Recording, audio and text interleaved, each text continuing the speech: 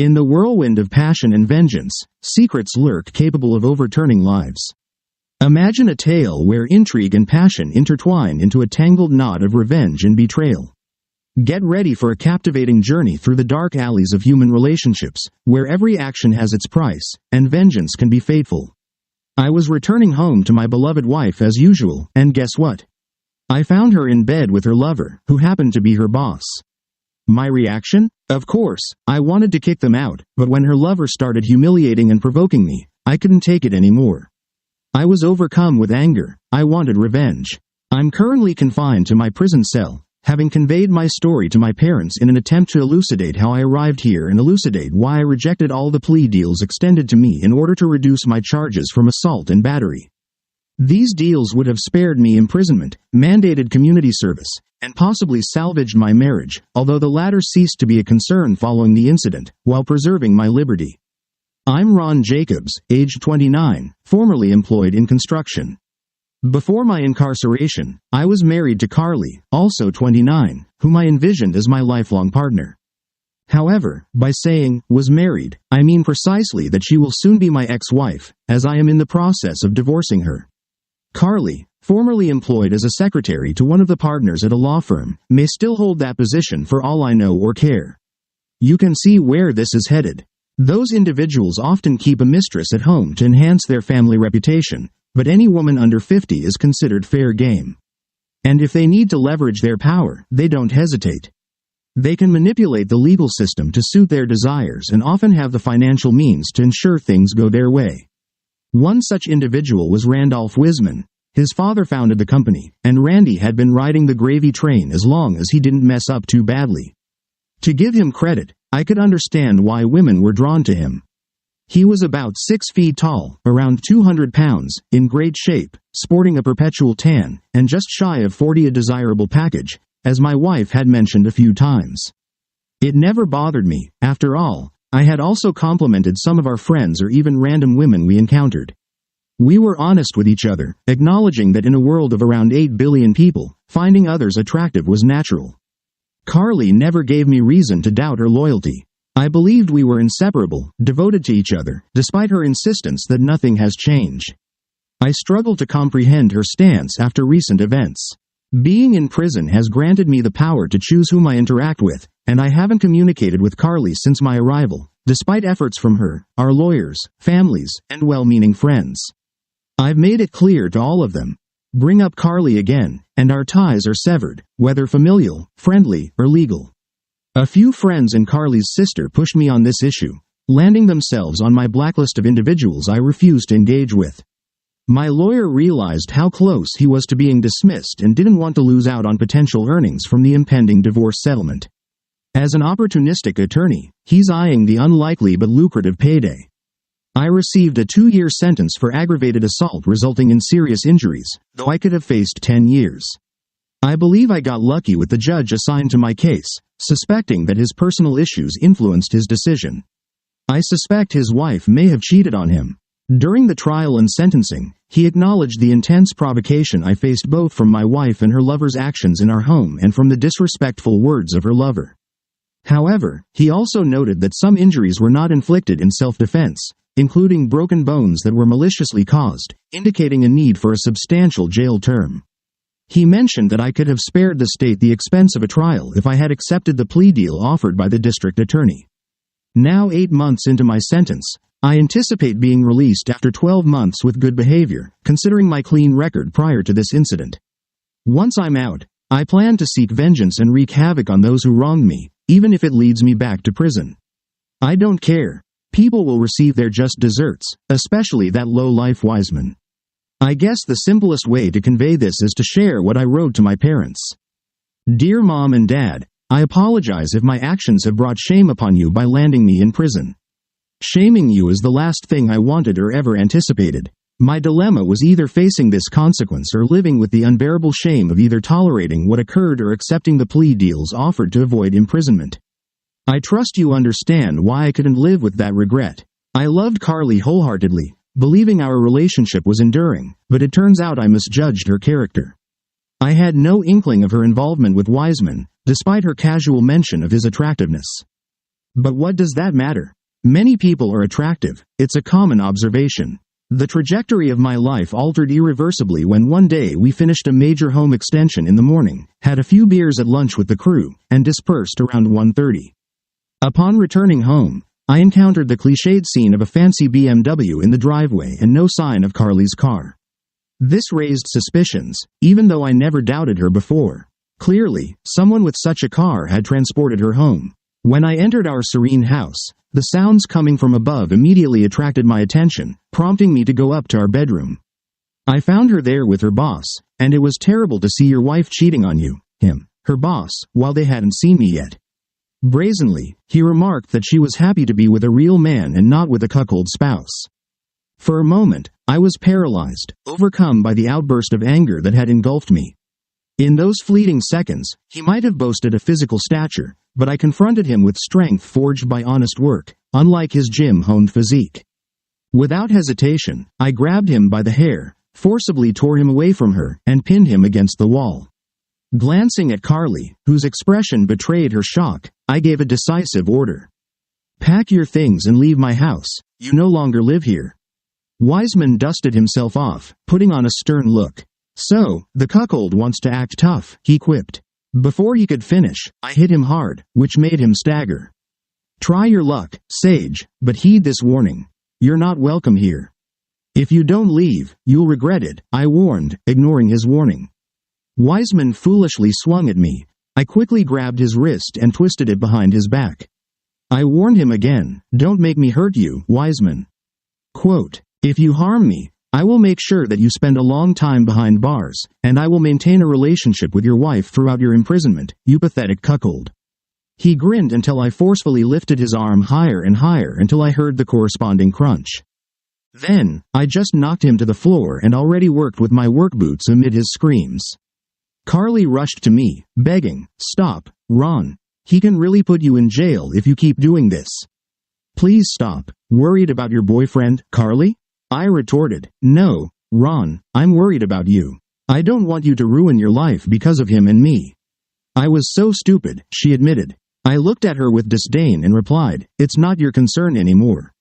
I told you to pack up and leave." "But, Ron," she tried to come up to me. I completely lost control of myself and ended up spitting in her face, which I deeply regret. But that stopped her in her tracks. I screamed, "Pack your things and leave. You're a disgraceful person. I never want to see you again." Surprisingly, it seemed to work, and she began to pack her things, crying loudly. Turning to Wiseman, I said, "Your behavior is not at all like what your name says, jerk. A truly wise person wouldn't provoke someone like me, especially using derogatory expressions like cuckold, unless, of course, he's asking for trouble like you are now. Listen carefully. As soon as this woman packs up, you two will leave in that fancy car that's parked in my driveway. I suggest she take you to the emergency room so she can take care of your injuries and relieve you of the pain. Don't ever come back here. This house belonged to my grandfather and was given to me before we got married. She doesn't have any legal rights to it, so don't even try. If you do, I won't hesitate to take more drastic measures next time. So if you don't like hospital beds and wheelchairs, stay away from me. That's your problem now. Take her home to meet your wife and kids or get rid of her. I don't care." Carly moaned in despair behind me, but I remained firm. "It's up to you, Carly. I'm not a saint, and I'll never forgive you for that. You're just a worthless, dirty liar. Maybe your lover should have booked a hotel room, then I probably wouldn't have found out anything." I hit him hard between the legs. "It was your brilliant idea, wasn't it? Do it in my bed," followed by a second blow. He screamed in pain again. "Give me the slightest reason in the future, and I will completely ruin your life, Mom and Dad. I apologize for being harsh, but I want you to understand exactly how things went wrong between Carly and me. As you know, I'm divorcing her, so by the time I get out of here, I'll be a free man. I will never even look in her direction again. My last memory of her will be my spitting in her face, which she deserved. I know you've been supportive, but I'm never getting married again. I could never trust another woman. I'm sorry, Mom, but I trusted Carly completely, and look where that got me. As you know, I was arrested that night, and that's when all this drama started." Wiseman was determined to fulfill his promise of having me arrested. He gathered detailed reports of his injuries for the sheriff's office and arranged for charges to be brought against me with the help of his friend in the DA's office. These charges included aggravated assault, which could result in a maximum of 10 years in jail. He also persuaded Carly to press charges for spitting in her face. As you're aware, I was arrested, and then the legal proceedings began. I was informed that Carly had withdrawn her assault charge herself, as it was considered a minor issue. I had hired a lawyer who presented me with an offer from the DA. The offer was for me to plead guilty to a misdemeanor assault charge and accept a 6-month suspended sentence with the condition of paying Wiseman's medical expenses. There were 2 conditions attached to this proposition. First, Wiseman insisted that I sign an agreement to keep confidential what had transpired between us, as he had just disclosed to his wife that he had been assaulted. Second, I was required to refrain from divorcing Carly until we had attended 10 sessions of marriage counseling. These stipulations seemed like attempts to give them an escape route, but I wasn't willing to comply. I declined the offer and opted to face trial instead, although my lawyer considered it a favorable offer, pointing out that avoiding jail entirely, given the injuries I had inflicted on Wiseman, was a significant outcome. He also cautioned that if the trial did not go well, I could face up to 10 years behind bars. I questioned whether he grasped the principles at stake. The events that unfolded in my own home, how Wiseman had attempted to demean me in my own bed with my wife. I was resolute that I would exact my revenge regardless of my personal circumstances. The prospect of jail didn't intimidate me. I was physically capable and confident in my ability to navigate prison life. And upon release, I knew I could secure employment in construction despite my status as an ex-convict. Under no circumstances was I going to relinquish my right to seek justice or to disrupt their lives. And I absolutely refused to participate in any reconciliation sessions with Carly. She's dead to me. Days passed, and I was informed I had a visitor. Given that you had been in a few days prior, I assumed it might be you again. However, when I was escorted into the room, Carly was brought in instead, and I immediately called for the guard. They entered to see what the commotion was about, and I adamantly insisted that they not allow that woman to see me again. She tried to claim she was my wife, but they escorted her out, informing her that I had the right to refuse visitors. I consulted my lawyer and initiated divorce proceedings. Additionally, I inquired about the possibility of suing Carly's employer and her direct supervisor, Wiseman. My lawyer explained that while our state permits alienation of affection lawsuits, none had been successfully awarded in 20 years. However, he suggested that the company might opt for an out-of-court settlement to avoid negative publicity, and we could certainly raise a stir about the company's lack of moral integrity. I inquired about the implications if they offered to settle a legal matter either before or after our divorce. His response was straightforward. Wait until after the divorce to minimize assets at the time of agreement. Our home is secure, but she will be entitled to 50% of any other assets, so I'll address this issue with them post-divorce. If you happen to speak with her, please refrain from mentioning any of this to her. I know you both cared for her deeply, but I'm counting on you not to let me down, Mom and Dad. I cherish you both, and this situation is only temporary. With that, I hope they now comprehend the full narrative, not just the version relayed by Carly and certain acquaintances who believed I should forgive her before my release. There was a complication in the divorce proceedings. Carly insisted on certain conditions. Either I agree to counseling as previously suggested or allow her up to 3 one-hour visits where we had to engage in discussion.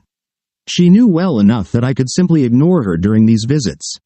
Though I desperately wanted to finalize the divorce, I resented that 31 sessions were preferable to the court's original mandate.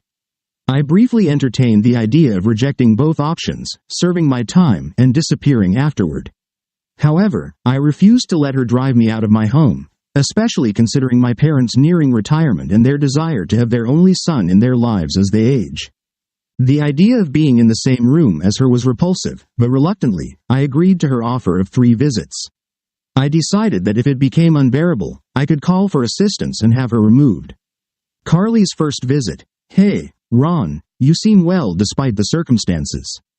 Screw you, Carly. These circumstances are entirely because you couldn't keep yourself together and slept with your boss. Spit it out and leave, you sicken me. Carly attempted to invoke tears, but I was beyond caring about her emotions. I simply harbored contempt for her, understanding that hate isn't the antithesis of love.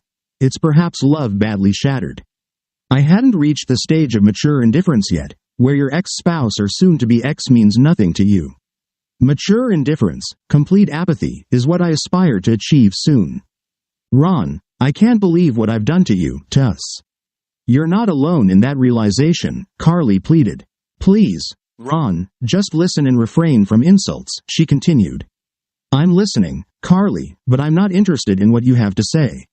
You betrayed me in my own house, in our bed, with a man who insulted and humiliated me when he slept with you. How could you expect me to forgive, forget, or at least tolerate your presence in my life?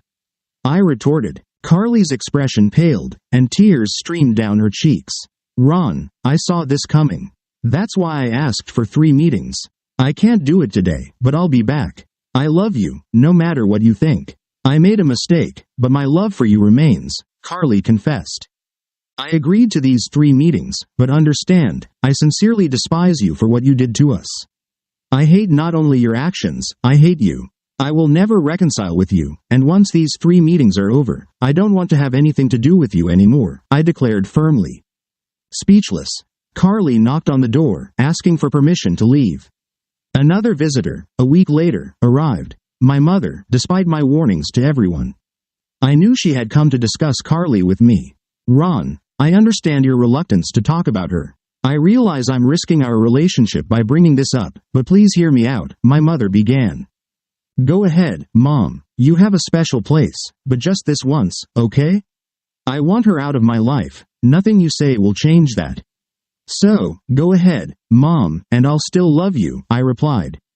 Thank you, son. I love you more than anyone except your dad. I know what she did to you was unforgivable, but I want to talk about her for your sake, not hers. I'm not asking you to give her a second chance. She doesn't deserve it, and you don't need a wife you can't trust. But, Ron, what I'm about to say is for your own well-being. You may think you hate her now, and perhaps you truly do, but until you let go of all that hatred, you won't find any peace in your life. All I ask is that you talk to her without harshness, without verbally attacking her. Last week, she came to me for a conversation, Ron. She's deeply hurt, completely shattered. She's grappling with how she allowed herself to be manipulated by that deceitful person, leading to her betrayal of you. She's aware that she's lost you, and she understands the gravity of your words during her last visit. It was as painful for her as you intended it to be. If your aim is to crush her, you've succeeded. All I'm urging you to do is to hear her out, not to change your decision. I know you won't, and she knows it too. Despite the absence of hope for reconciliation, out of respect for the good times you've shared, let her retain some dignity as she walks away. She's teetering on the edge. Imagine how you'd feel a decade from now if you knew your words had driven her to suicide, my mother implored. Mom, I could be callous and say I don't care about her fate right now, but you're right. Eventually, the hatred will fade, replaced by regret for what transpired. I wouldn't want to bear the weight of her death on my conscience. Thank you, Mom, for your wisdom. I'll cease my efforts to make her feel miserable. I did love her wholeheartedly, but the divorce remains inevitable. I'll be out of prison in a couple of months, and I'm determined not to return. I want to repay you and Dad for your unwavering love and support. I couldn't have asked for better parents. Thank you for helping me see reason, Mom. I know this decision is best for me, not Carly, I acknowledged. Another visitor, Carly, arrived for her second meeting. Hi, Carly. I want to begin by apologizing for the way I spoke to you last time. It reflected my feelings, but it was impolite. Mom convinced me that despite the good times we had before, you made a mistake. I should show a bit more kindness towards you, I said. Thank you, Ron. Your mother is truly amazing. I didn't ask her to defend me. I already understand deep down that you won't give me another chance. I just want to express what's in my heart and how remorseful I am for what I did to the best man I've ever known or will ever know. If I can be completely honest with you, maybe we won't need a third meeting. I don't want to cause you more discomfort, but I want to seize this opportunity to clear the air. I behaved like an immature girl, a foolish teenager who didn't know any better. I'm almost 30, a woman who allowed herself to be charmed by an attractive older man who seemed so worldly, who showered attention on an ordinary girl, making her feel special and leading her to betray the love of her life. I was incredibly foolish, Ron. I acknowledge that he spent a little money, That's all it took, along with some compliments on my appearance, how attractive I am. And like a fool, I fell for it completely. I was incredibly naive. All it took was a bit of flattery, and I compromised myself far too easily for some superficial charm. I need you to understand that my greatest regret is bringing him into our bed. More than any other aspect of my betrayal, it's unforgivable. I have no excuses. It was his desire to engage in such a taboo act, to be with a married woman in her husband's bed, and unfortunately, I succumbed to it, disrespecting you deeply. I am profoundly sorry, Ron. It pains me to admit, but you are justified in seeking a divorce. It took very little to break me. If I hold myself in such low regard, how can I expect you to continue loving me as you always have? I wanted to salvage our marriage, and I still do, but I understand that it's beyond repair. My heart is shattered. I have only ever loved you. I will sign whatever documents are necessary for the divorce without delay. You deserve better than me, Ron. You are an exceptional man, and you will be an exceptional father. I dreamed of nothing more than having your children and growing old together as a family. If I may ask one thing of you, it's this. Don't let my foolishness ruin your life.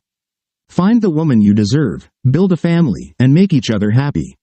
Make your parents proud and live a beautiful life. I wish it could have been me, but I lack the courage to do what needs to be done. Perhaps one day you can remember me with fondness for what we once shared, not for how I destroyed it. I've said what needed to be said, now I will leave. Please understand that I have ruined my own life, but I beg you not to let me ruin yours. My love for you will always remain. Goodbye, Ron. After everything that happened, I was quite moved. I told her, my Carly, you're right. We can't reconcile, it's as simple as that. I could never trust you again, but today you've reminded me of the woman I once loved. Carly, I want you to understand that even though I can't return to loving you without trust, I no longer harbor hatred. I wish you a good life, Carly. One mistake doesn't define you as a bad person, just not the right one for me. Goodbye, Carly. We shared a brief hug goodbye, and she left. I could tell it wasn't easy for her to say those things. She owned up to her mistakes, acknowledged her foolishness, but nothing she said would change my decision to divorce her. She agreed to sign the papers without needing another meeting. After honoring her promise, Carly signed the divorce papers, leading to the granting of our divorce, which now awaits the final decree. Shortly after my final encounter with Carly, my release date from prison was confirmed. After my release, my parents picked me up from prison. I had served my time without compromising my commitment to pursuing things legally, and I was determined to make Randolph Wiseman's life very difficult. The morning after my release, I met with my lawyer. It was time to take action against Wiseman. I had spent a year in prison for what I did to him. He had threatened me with prison time when I caught him with Carly in my bed, and in response, I had injured his shoulder and broken several bones in his hand. Did that warrant a year in prison out of a 2-year sentence? Not in my opinion. He only received part of what he deserved. Now I was going to ensure that his life took a nosedive. My lawyer and I developed a plan to make Wiseman suffer. Initially, we planned to contact his firm and notify them of our intention to sue for failing to prevent a relationship between employees of their firm. We expected that they would most likely reject this application and say that such cases had not been investigated in the state for 20 years. Following this, our strategy involved launching a media campaign. The aggrieved husband would publicly recount discovering the senior partner in bed with his wife in their own home and describe how he had been demeaned by Wiseman before resorting to physical confrontation to eject the lawyer from his property. Additionally, we would highlight that the husband had been imprisoned after charges were filed by Wiseman's associate, the district attorney, and had served a year for assault. Furthermore, we would emphasize that his divorce was nearing completion due to Wiseman's role in destroying the amity. My lawyer's connection with a journalist who harbored animosity toward Wiseman provided the avenue for ending the story's circulation in newspapers and piquing the interest of the national press. We counted on Wiseman's associates being averse to the potential scandal and opting for an out-of-court settlement.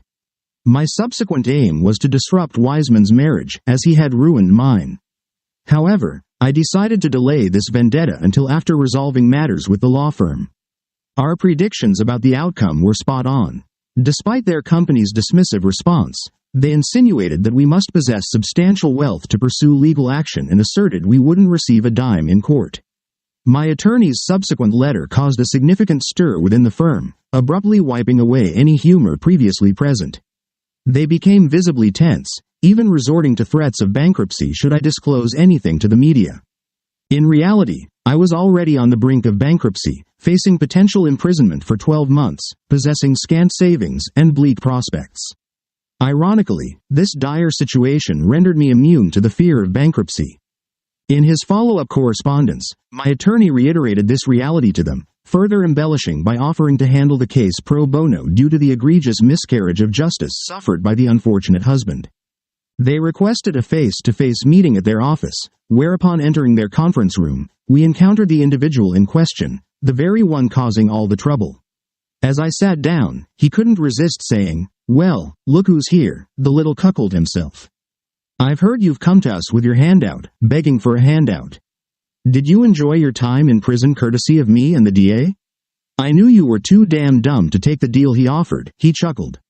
"Wiseman, I warned you about talking to me like that. You just earned yourself another visit to the pain doctor." Suddenly William, another descendant of the original founder, intervened, saying, "Oh, for God's sake, Randolph, cut the tough guy act. We're trying to resolve this, not escalate it. Randolph, if you can't keep quiet, it's best if you let the rest of us handle this." Slightly humbled by his partner's rebuke, Randolph responded, "All right, William, I get it. The cuckold and I have history, which is why we're all here today. Let's hear what they have to say." My attorney, Giles, explained, "Gentlemen, our intention, as stated in our letter, is straightforward. We plan to pursue a claim for alienation of affection. While some may view it as a trivial matter unlikely to yield significant results, it presents a unique opportunity for us, with the assistance of a proactive journalist, to garner extensive publicity for your law firm." However, recounting Mr. Jacobs' unfortunate tale of betrayal and imprisonment facilitated by a close association between a partner of this firm and the DA may not be the kind of attention you desire. "So essentially, this is an attempt to pressure our firm," exclaimed Howard Green, another senior partner and the eldest son of Arnold Green, a founding partner. "Mr. Green, my client has suffered the loss of his wife and endured a full year of imprisonment. Were it not for the entirely inappropriate actions of your partner, Randolph Wiseman, he would still be married, employed, and free. This firm has inflicted serious harm upon my client, and if the courts cannot rectify it, we will pursue alternative means. Let me inform you that the ex-wife of my cooperative journalist used to be employed by this firm. Can you guess which partner she worked under? He has every motivation to tarnish your reputation in the court of public opinion. He will do so eagerly. As for the rest of you gentlemen, assuming you all are gentlemen, excluding Wiseman and disapproving of his conduct, I suggest you contemplate whether your association with him serves your best interests." From out of the blue, Peter Cooper, who had been silent until then, emitted a sudden grunt. "Indeed," he uttered, casting a disdainful glance at Wiseman as if he were something unpleasant stuck to the bottom of his shoe. Giles resumed speaking, "We find $1 million to be somewhat lacking, but given the circumstances, a reasonable sum to, let's say, resolve this unpleasant matter for the firm." Once again, Peter Cooper interjected, "We'll inform you of our decision by the end of today. Good day, gentlemen. Jacobs, I apologize for the trouble this fool has caused you." With another grunt, he exited the room, visibly agitated. It didn't take long for us to learn that not only had the partners agreed to pay the compensation, but they also wanted Giles to inform me that the other partners had bought out Wiseman at a very low price, effectively removing him from the partnership. They needed my signature to confirm the full and final settlement with their firm, and to ensure that they wouldn't face any further claims. Yet another aspect of my ordeal was resolved. Time had come to attend to other matters. My primary desire, revenge on Wiseman, required no legal assistance, only my own vindictiveness and a touch of native cunning. I began acquainting myself with Wiseman's wife. She frequented the gym 4 mornings a week, maintaining a slender physique despite the toll of 3 children. Though slightly fuller in the hips than before, she remained strikingly beautiful, raising the question, why wasn't she sufficient for Wiseman? Observing her routines for 2 weeks revealed an intriguing pattern. On the 5th morning, she visited the home of a man roughly a decade her junior. I seized the opportunity to confront her one Wednesday as she left his residence, catching her off guard. "Mrs. Wiseman, may we speak?" I approached as she strode toward her car. "I'm sorry, I'm in a hurry," she replied. "Does your husband know about your Wednesday visits, Mrs. Wiseman?" My query snagged her attention, exposing their mutual infidelity. Yet I pondered, perhaps there was more to uncover. All right, what do you want? She relented. Just a brief conversation, Mrs. Wiseman. Allow me to treat you to coffee across the street. It's a public place, and I assure you, I pose no threat. We crossed to the other side and found empty seats. I started with a question. Do you remember how your husband returned home with an injury a little over a year ago? Dislocated shoulder and several fractures? She confirmed that she did. I don't know how he explained it, but I inflicted those injuries on him myself. You see, I caught him in bed with my wife, and when I intervened, he tried to discredit me. So I took action. Did he mention that he is no longer a partner in his company? She shook her head. I set that up too, indirectly. Now I'm looking for ways to ruin his life even more. Mrs. Wiseman, I assume you're aware that your husband has behaved in this way before? Yes, it's been a habit throughout our marriage. Lately, as you've noticed, I've been having some affairs too. My last friend is Ryan, who I visited this morning. She smiled at me tenderly before continuing. I don't want to belittle you, Mr. Jacobs, but what the hell was your wife thinking when she said Randy was good in bed? Why did she do it? Maybe she went crazy, or maybe he was courting her. He's good at it. My ex-wife, Mrs. Wiseman, was unable to provide a satisfactory explanation. She blames herself for cheating on me so easily. She is very sorry. So, I suppose you live in prosperity, and that's why you tolerate his infidelities and seek solace elsewhere. I asked, feeling a little disappointed. Ah, I see what you're getting at, Mr. Jacobs. Were you hoping to find a faithful wife who would be upset about her husband's infidelity? Maybe you were hoping for a divorce? She nodded, understanding my intentions. I'm sorry to let you down, Mr. Jacobs. I've settled into my life too well, and besides, I have 3 small children to raise. Besides, for the last 8 years, I've enjoyed the best intimacy of my life. Not with my husband, of course. It's amazing, really. I wish it was more than 1 morning a week, but I have to be careful not to get caught. I'm trying to be restrained, but obviously not restrained enough, since you found out so easily. You should know that I am tolerant of Randy. I used to love him very much, but his betrayal extinguished this love. I think having children complicates the situation, Mr. Jacobs. I assume you and your ex-wife didn't have any. In any case, in our relationship, only I have the financial resources. I have a substantial trust fund left by my grandfather. If we had broken up, I might have had to pay him alimony, although I'm not sure. Maybe they are protected. I have never seriously considered the possibility of divorce because of my children. For their sake, I keep Randy with me despite his flaws. He is a good father.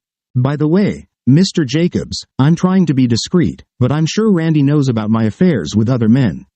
Sometimes on Wednesday nights, I don't have time to clean up properly after being with Ryan. I suspect he knows about it. And despite his bravado about cuckolding men like you, I think he just thinks he is smiling across the table, she continued. As I mentioned, I would prefer to have my needs met more often than once a week. Would you be interested in reciprocating intimacy? I wouldn't mind helping you get revenge. Are you free on Friday mornings? The morning is best for me because I pick up my kids from school in the afternoon. I've already come to terms with the disappointment that apparently Wiseman won't have a divorce in the future. But will I sleep with his wife? As they say, an eye for an eye. I'm Esther, Mr. Jacobs. If we're going to have a secret relationship, I should at least know your name. My name is Ron Esther, and I'm looking forward to Friday. I know your address. Should I come by at 10? I suppose the children will be at school. She nodded in agreement. It wasn't what I expected, but she was a beautiful woman. What's not to like? I haven't been close since I discovered him with my unfaithful wife, Carly. It seemed appropriate to me. We broke up, promising to get together again on Friday. Although it was not at all what I expected, I was looking forward to the end of the lull period. The idea of sleeping with Wiseman's wife might have seemed attractive as revenge, even if she wasn't particularly attractive. But she was amazing. Getting to know her better promised to be a pleasure.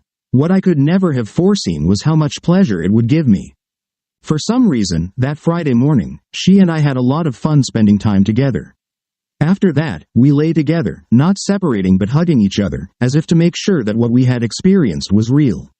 I immediately realized that there was something between us beyond a simple physical attraction. At first, we didn't talk about anything, but then she started talking about how my wife could leave me for her husband. She said that I was beautiful. I reciprocated and said that I did not understand why her husband was looking at other girls when such a beautiful woman was waiting for him at home. We continued to meet like this every Friday for 4 weeks until one day, this happened. She kissed me gently on the cheek before saying those famous words, "Ron, we need to talk." As she kissed him passionately, she hoped to convey that this conversation wasn't going to be unpleasant. However, Ron couldn't shake off the fear that she was going to end their relationship. "Ron, I've mentioned before that I come from money. I'm a trust fund kid, and I suspect that's why Randy married me. I represented both a visually appealing partner and, more significantly, financial security. What I haven't disclosed yet is the extent of that wealth. My grandfather was quite the rogue. He amassed a fortune beyond imagination, far more than anyone could ever spend. However, if anyone could come close to exhausting that wealth, it would be his only son, my father. Gramps didn't trust him to handle the money wisely, so he provided my father with a monthly allowance that ensured comfort but not opulence.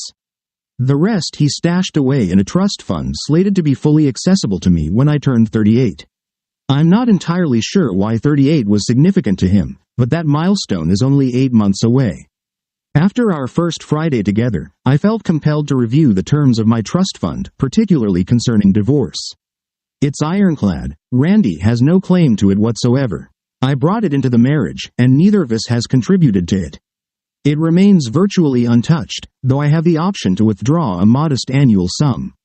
My financial advisor insists on staying within certain limits to maintain its untouched status, which he suggests may be crucial, although he's confident it's untouchable overall.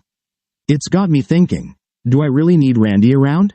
Can I just grant him unrestricted visitation with the kids, to be agreed upon between us? Lately, I've come to realize I tolerate Randy, but I don't have an ounce of love for him. Why should I stick with someone who has repeatedly betrayed me? I know that might sound hypocritical, but he had affairs before. Ron, I'm not saying I want you to replace Randy, I'm saying I've developed feelings for you. I'd like to see you on my terms, as often as we both desire, and I think we could be more than just casual partners. I'm willing to let go of Ryan if you're on board with this. Esther, that might be the best. We need to talk in history. I thought you were going to thank me and say goodbye. I'm fully on board with what you're suggesting. Like you, I think we started as a form of revenge, but I believe we're quickly becoming something more. We adhered to the Friday schedule until we could properly discuss it. She informed me she had encountered Ryan on Wednesday, but it was merely to express gratitude and bid farewell. Ron, I've concocted a rather wicked yet fascinating scheme. Allow me to unveil my cunning plan that I intend to spring on Randy next Friday morning. Upon hearing her proposal, I couldn't contain my grin. The woman was a mastermind, and I adored it. And thus, the subsequent Friday, Esther and I were engrossed in our customary Friday morning escapade, our passion for each other seemingly insatiable at this point. Unbeknownst to us, a man named William Fox, attired in a business suit, sat quietly in the downstairs lounge, attending to his own affairs. When we heard, "Who the hell are you and why are you in my house? Where's Esther?" It was Randy. Esther had summoned him, claiming there was something of utmost importance necessitating his presence at noon. Despite his attempts to ascertain further details, she insisted it was crucial and insisted he come. "Are you Mr. Randolph Wiseman, sir? Your wife informed me of your arrival. She's upstairs with her chaperone. If you want to join them, what's going on?" Randy's voice coming up the stairs echoed in the hall, interrupting us mid-sentence. Esther was looking forward to his appearance, while I turned away from him, absorbed in the moment. Esther took the initiative. "Oh yeah, Ron, do it.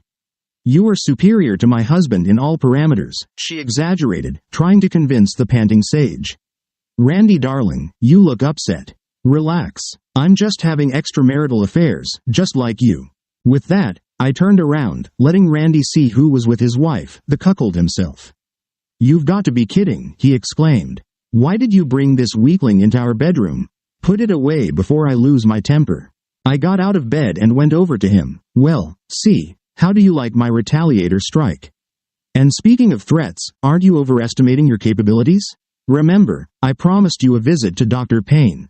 He paled with fear. I reassured him, "Relax.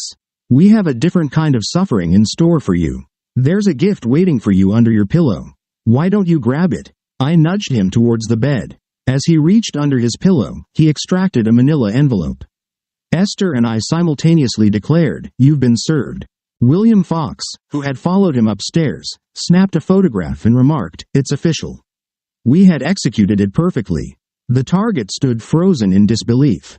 I hadn't seen anyone so shocked since I dislocated his shoulder once. Esther gently slapped Randy to snap him out of his shock. She proceeded to explain to him that what he was experiencing was fair retribution for his actions against me. She confessed that she no longer harbored any love for him due to his infidelity throughout their marriage, which had transformed her love into genuine disdain. She assured him that she wouldn't interfere with his relationship with their children and promised him unrestricted access to them. Finally, she advised him to hire a lawyer if he desired, but suggested they could use the same one, as she believed they could handle the divorce amicably and avoid turning it into a contentious battle for the sake of their children. Randy, to his credit, continued to nod in acceptance of her words. He may have been unpleasant, but he wasn't foolish.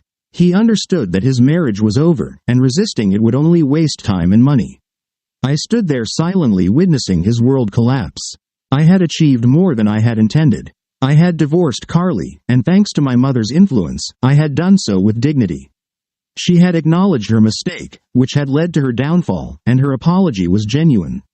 She had accepted her fate, and we had exacerbated it.